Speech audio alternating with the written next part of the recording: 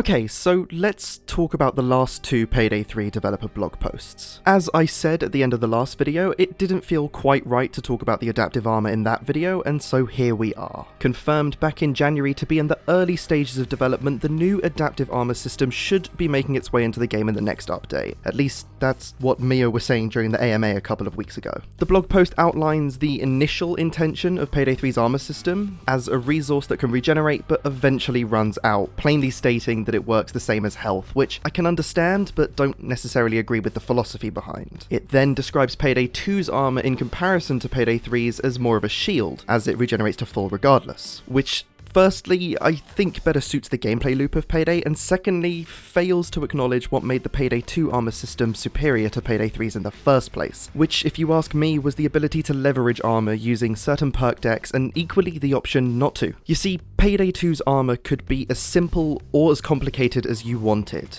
On one side of things, you could just use it as a shield for your health, but on the other, you could convert it all into health and use the Stoic perk deck, or convert some health into armor using Anarchist, and so on and so forth. And that is what made Payday 2's armor system so good, in my mind, and what I would like to see come back in Payday 3. Unfortunately though, the Adaptive Armour only brings the most basic elements of Payday 2's armor system to the game, but it's a step in the right direction. And for the record, to bring back the armor types that were uniquely tied to perk decks, the perk deck system doesn't have to return itself. You could just have an armor type with the same effect. In fact, there are some really cool design opportunities there. Let's take Stoic, for example. Perhaps instead of the Stoic flask, the armor type itself is some sort of experimental treaty equipment and has the same effect that the Stoic perk deck had without having to develop a whole new perk deck system for Payday 3. At the end of the day, it's the functionality I want to see come back. It doesn't have to be a one-to-one recreation.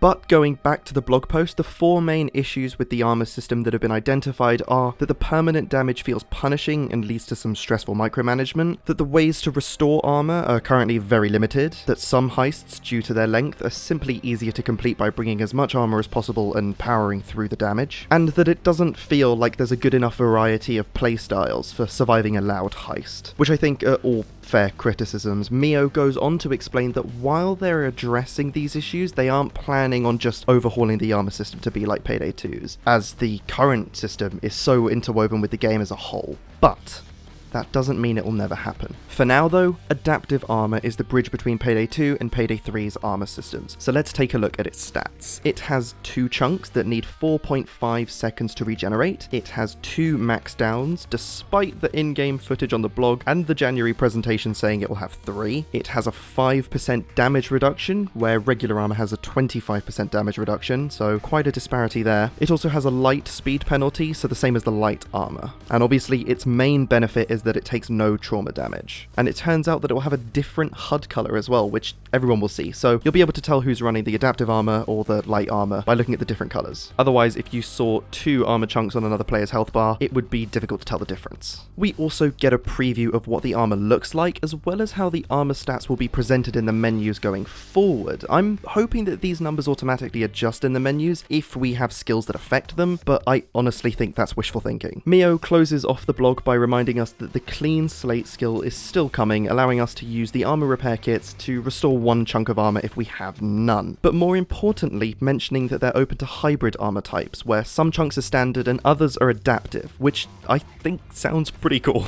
Now let's talk about this week's far less exciting blog post about the initial focus of Operation Medic Bag. Don't worry, it won't take long. There are 2 main sections to the blog post. Firstly, daily activities. Essentially, these are daily challenges that will reward you with infamy points and C stacks that should take around 2 to 3 heists to complete. And secondly, the mask vendor with a rotating inventory. Dubbed Mask of the Week, this system offers you the chance to get some masks at a discounted price. And I've got to say, I do kind of like this little hot dog guy. But the rest of the blog post is a little patronising. Honestly, I don't think Starbreeze or I really need to go into detail about what the play again feature, player merging into a party post-match, communication wheel improvements, or smaller content drops mean. I've put them up on screen so you can read them for yourself, but there's not much substance there not nearly enough to warrant a discussion. Next week, however, Mio's going to be talking about the next skill line coming to the game. I'm assuming this is the one that synergizes with the overheal mechanic, and so perhaps we'll hear a little bit more about that too. But as always, let's continue the conversation in the comment section down below. If you did go on to enjoy the video, then please do consider subscribing, and with that all said, thank you very much for watching. If you liked the video, drop a like on the video. If you disliked the video, drop a dislike on the video. Thank you very much for watching once again, and I will see you